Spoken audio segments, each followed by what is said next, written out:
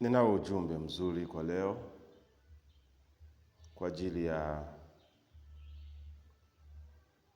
watumishi wa Mungu wote waliopata neema ya Mungu kuwapendelea wakawa na nafasi za juu serikalini au katika taasisi mbalimbali.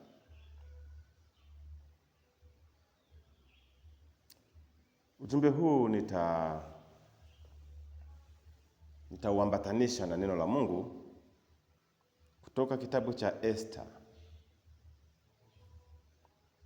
sura ile ya 4 mstari wa 14. Bwana, Esta alikuwa binti ambaye Mungu alikuwa amempa upendeleo au neema fulani. Neema hii ilimwezesha Esta kupata nafasi ya juu sana katika serikali yake au katika taifa lake au nchi yake. Nafasi ya juu hii ilimheshimisha sana Esta. Ilimketisha Esta pamoja na watu wenye mamlaka, watu wenye uwezo.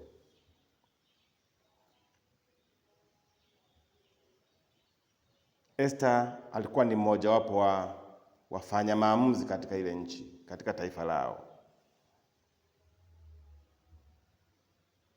Esta alikuwa ni mmoja wapo wa waamuzi katika majukumu mbalimbali ya taifa lile, ya nchi ile.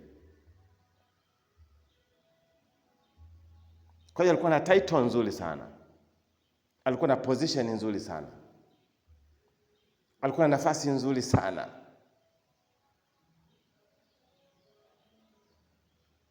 Esta alikuwa na wenzake sasa, staff, watumishi wenzake ambao angeweza kusema kwamba Bwana, nisaidie kunifanyia jambo hili, nisaidie kumsaidia ndugu yangu huyu, nisaidie kunisogezea jambo langu hili kwa njia moja au nyingine.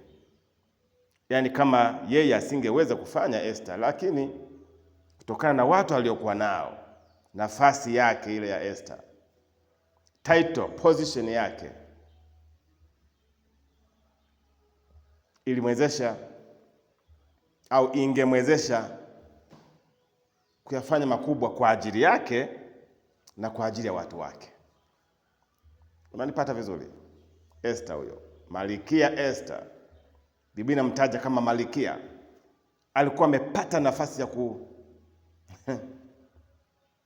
ya kuwa mshauri wa kiongozi wake kwa wakati ule. Nadhani wasomaji wa maandiko matakatifu watanielewa, wasomaji wa Biblia na vitabu vingine vya kidini watanielewa. Kwa hiyo Esta, Bwana Mungu alikuwa amempa favor, wenzetu wanaita favor, kibali cha kutosha sana. Esta Malkia. Sasa kwa bahati mbaya sana, hii favor, hii nafasi, hiki kibali cha Esta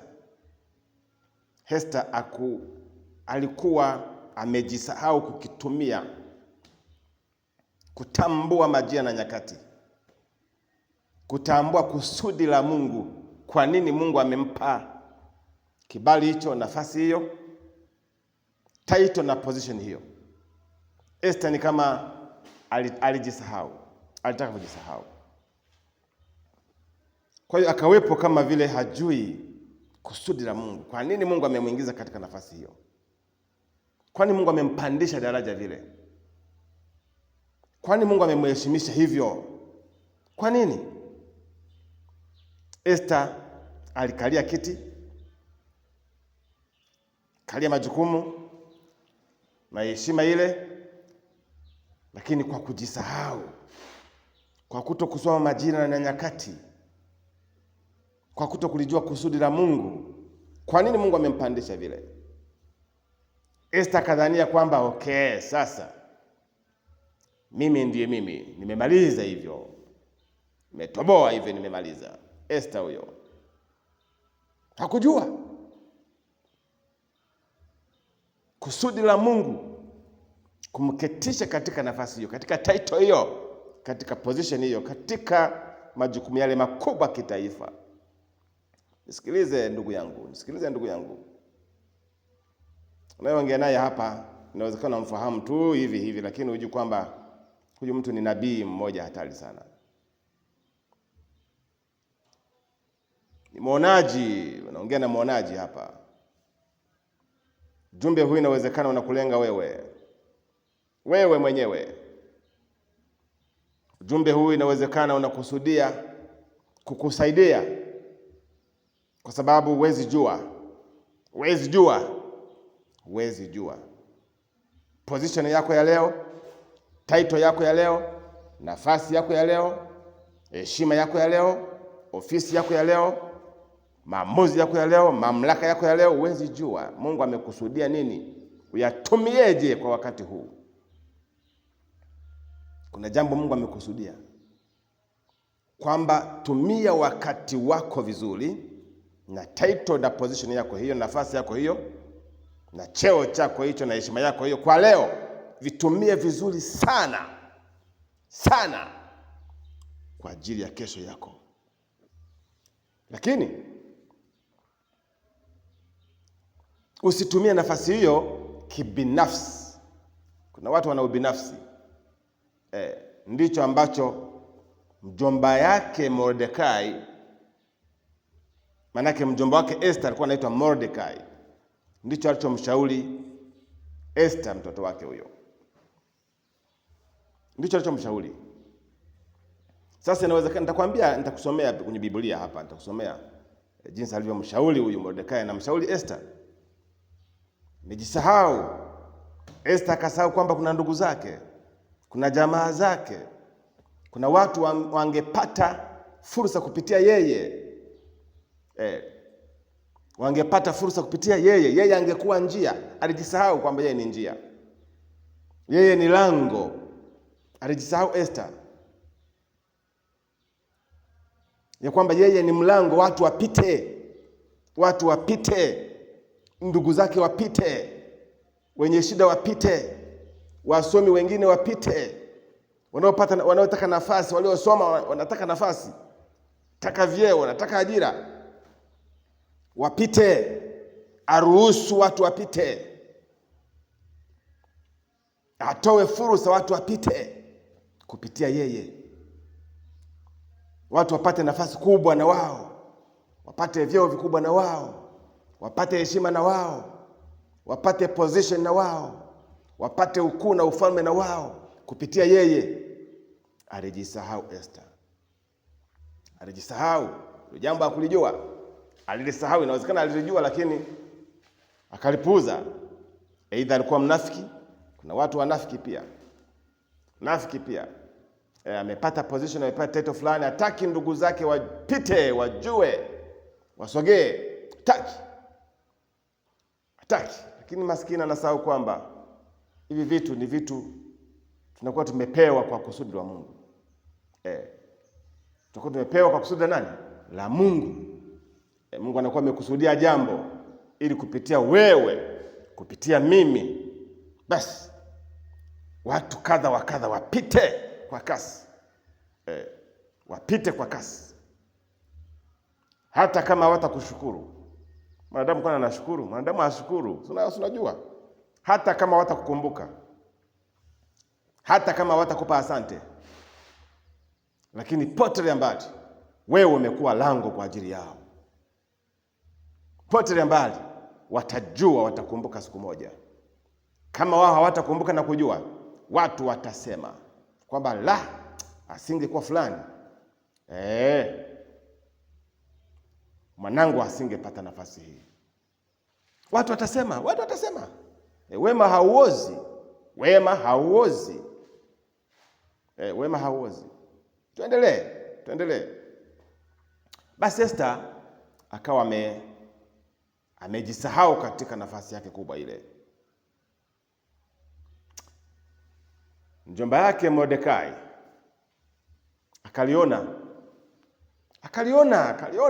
akaona huyu mwanangu huyu Esther huyu, title yake hii, nafasi yake hii, cheo chake hiki, mbona kama hakijawa baraka kwa watu wengine? Mbona hakijawa faida kwa watu wengine? Mbona Esther hajawa baraka huyu? Mungu amemweka hapa kwa kusudi ili awasaidie Wayahudi wenzake.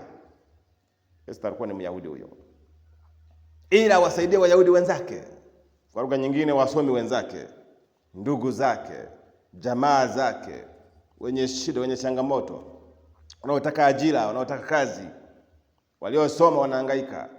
Yani hapo najaribisha kudadavua, si unajua? Kwa hiyo Mordekai akaona kwamba huyu Esther huyu pamoja na cheo chake hiki, lakini ni kama bado hajawa lango. Mungu akusaidie uwe lango unayeniangalia. Mungu akusaidie uwe lango la ndugu zako, uwe lango la jamaa mbalimbali, uwe lango la watu wenye shida, uwe lango la wanaotaka kazi, wanaotaka ajira, uwe lango, ofisi yako ikusaidie uwe lango watu wapite. Kupitia wewe Mungu atajitwalia utukufu. Hata kama watakukumbuka, Mungu atakukumbuka siku moja. Tuendelee. Mordekai akamwambia Bwana, hapana.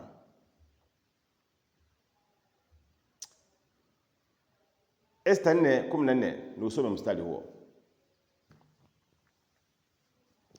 Kama ukinyamaza wakati huu, huyo ni Mordekai anamwambia mtoto wake Esther, kama ukinyamaza wakati huu, wokovu na msaada utatokea kwa Wayahudi kutoka mahali pengine. Huyo ni Mordekai anamwambia Esther, kama ukinyamaza wakati huu, katulia, kanyamaza wakati huu, akasema wokovu na msaada utatokea kwa Wayahudi kupitia kwa watu wengine au mahali pengine. Akaenda akasema hivi, lakini wewe na nyumba ya baba yako mtaangamia. Mordekai anamwambia Esther huyo. Na akaenda akasema hivi, ni nani ajuaye kama hukupata ufalme kwa ajili ya wakati kama huu? Mordekai akamaliza kwamba ni nani ajuaye kwamba hukupata ufalme, hukupata title, nafasi kubwa, cheo kikubwa hicho, tajiri mkubwa huo ulionao. Nani ajuaye kwamba ukipata vitu hivi, ukupata cheo hiki, ukipata ufalme huu kwa wakati huu? Nani ajuaye kwamba ukupata kitu hiki, ukupata title hii, nafasi hii, ufalme huu, uwezo huu, ili usaidie watu? Nani ajuaye? Ndicho unachokuwa analenga kusema Mordekai. Kwa lugha nyingine alikuwa anamwambia kwamba wewe nafasi hii, ufalme huu, umalikia huu, title hii, position hii, utajiri huu umeupata kwa kusudi la Bwana. Ndio tafsiri yake hiyo. Umepata title hii, umepata nafasi hii, pata uwezo huu kwa kusudi la Bwana, kwa mpango wa Bwana, ili kupitia title hiyo, kupitia ufalme huo, kupitia umalikia huo, kupitia uwezo huo, uwe lango la watu wengine.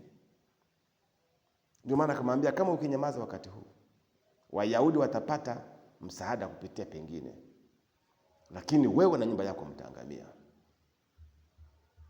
Kwa hiyo Mordekai alikuwa anamtaka mtoto wake Esther kuitumia ile nafasi, kutumia ile title, kutumia ule uwezo, kutumia ile nafasi ile kuitumia kwa ajili ya Wayahudi, kwa ajili ya ndugu zake, kwa ajili ya wengine.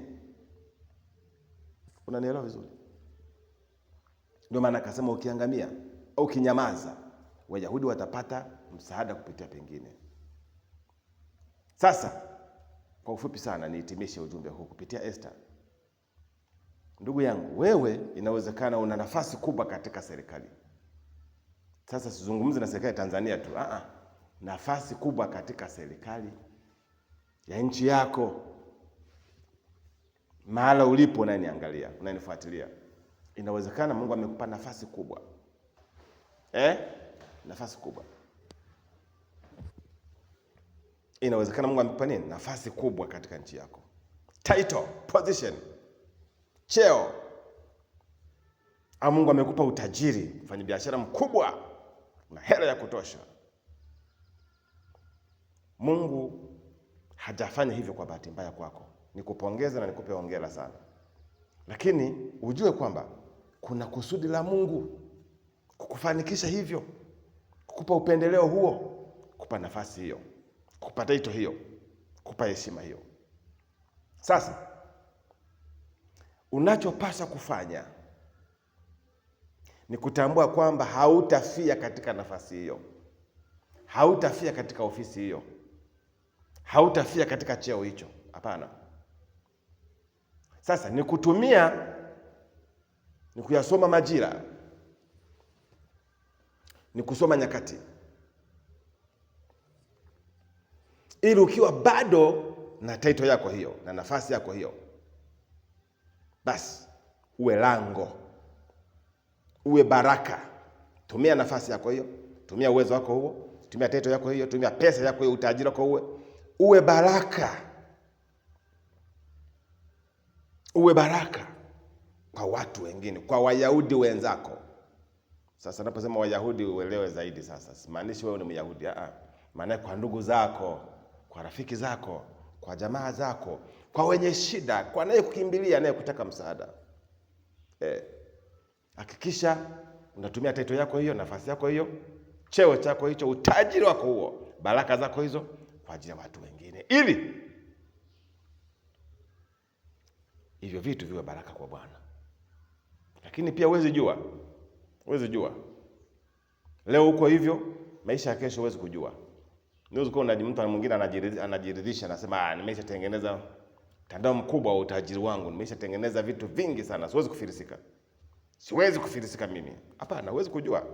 Dunia hii ni mvilingo.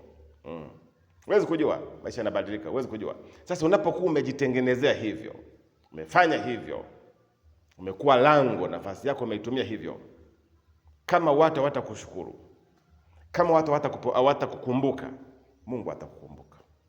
Siku moja Mungu atakutetea. Ataangalia kazi zako, ataangalia nafasi yako ulivyoitumia vizuri. Mungu atakukumbuka. Mungu atakukumbuka. Nihitimishe ujumbe huu kwa mfalme Malkia huyu Esther. Tujifunze jambo. Nijifunze jambo, ujifunze jambo. Tutumie nafasi zetu hizi, vyeo vyetu hivi, utajiri wetu huu, pesa yetu hii, heshima yetu hii, kwa ajili ya kesho, kwa ajili ya watu wengine, ili tuwe lango watu wengine wapite.